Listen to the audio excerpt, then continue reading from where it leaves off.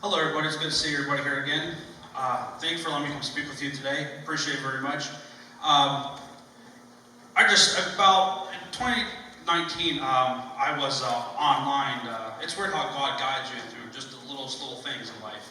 I was just at work, just Googling whatever I was Googling at the time, and a thing popped up. It says 52 countries where it's illegal to own a Bible. So I was curious to say, well, what the heck that is? So I clicked it, and then it showed 52 countries where it's illegal to own a Bible.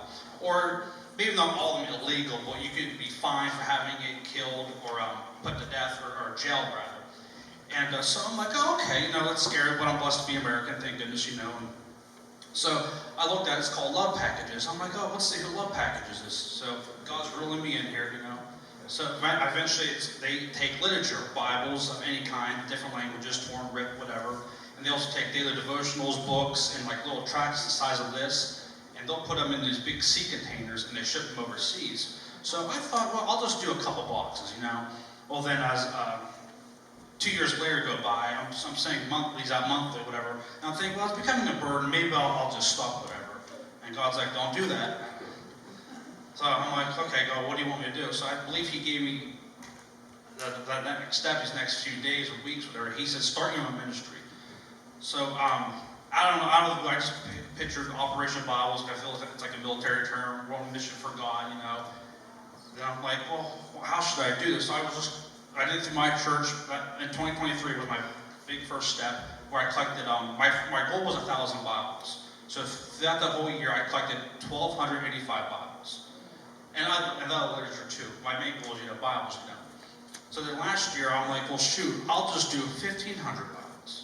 So then God blessed me with 2,600 Bibles all last year. And I'm going like how I'm doing here. I'm just preaching, just saying, hey, if anybody has Bibles, I will give it to people who will cherish it. Because if we rip the torn Bible here in America, we think we don't want to rip the torn Bible. We go to Walmart and get a brand new one, But a Bible that's in pieces, some in a different country would treasure that, Because they don't have the resources like we do or the income like we do in America. It'll take them a year's worth just to buy a Bible. But us will take a day or whatever. So this year my goal was 5,000 Bibles. I'm at 1,500 now, so I'm still a little bit short, but God's good all the time. So I went to love packages where I send my literature to, and I have people come get it. And so on this chalkboard they had all these stories of people who have shared testimonies. And now the guy Steve Schmidt, the founder of Love Packages, says they would never know anything about any of these if the people who received a Bible didn't tell them this testimony. So over in India, there was this gentleman, I forget the guy's name. He lives in India, and they raise cows. That's how they make a living. That's how they make their food, whatever. And this guy had maybe 50 cows, whatever. And a disease had come over the village and was killing all their cows. And they didn't know if they were all going to die, whatever. And this guy was really upset. And because they believe that if your cow is dead, that your God is mad at you, and no one's going to help you. The villagers or people are just going to look at you saying, well, you must have did something really upset to make God mad. Not Jesus, but their God of Hinduism. So he went to a different city. It was going to take 2 days because he wanted to find a cure to help all these cows, villages. Well, all the villagers people said that, or the doctors kept saying that, go be with your cows. We have no cure that we know of here in the country. If we do, it would be a different country. We won't be able to get it. We can't afford it. He says, so just go be with your cows. They're probably going to die. So he's still in the big city. He was so disappointed. He didn't know what to do. Well, at that time, before he left the big city, a truck came through. And it was Love Packages crew. And he went up there to see what these people were about. They're handing out Bibles, stuff, whatever. So a gentleman there gave him just a little tract, just that size.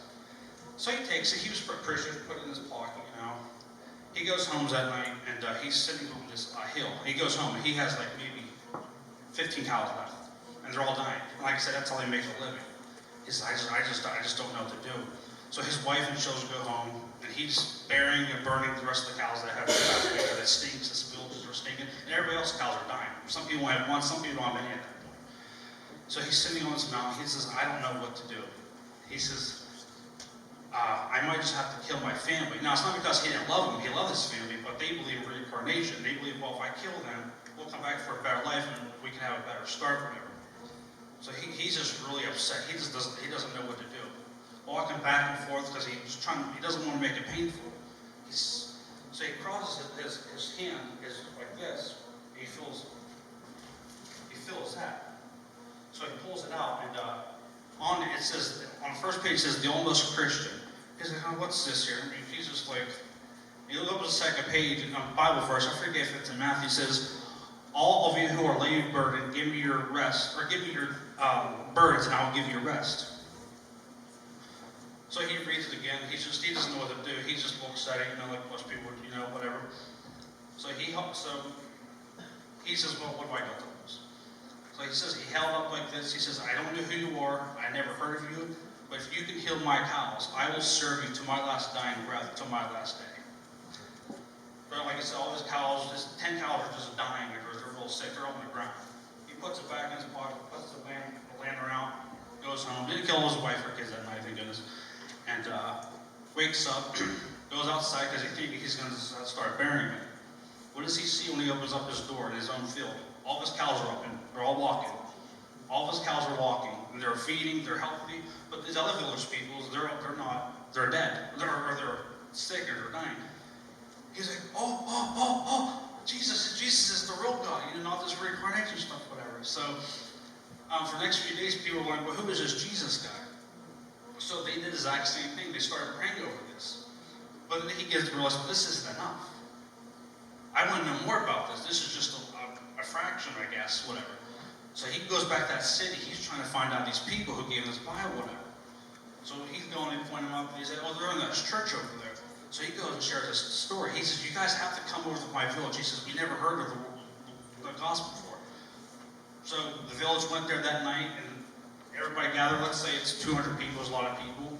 And they said that night, about 90 people gave their lives to Jesus Christ, and they filled the literature. So one little tract just spoke to that man's heart, and he went to get these Christian pastors, whatever, and they preached them to 90 other people. And now they're building a church over there, in just that little community. And that's why I'm glad God gave me this desire, or this ministry to do. Just come speak here to get a bit of literature that we no longer use or need, whatever, and we can give it to people who are hungry for it, they're thirsty for it. Even for an unbeliever, like I said, he wasn't a believer in God. He was just Hinduism. He didn't believe in it. He believed in reincarnation, whatever. But now just that little tract was able to change his destiny for the rest of his life, for eternity.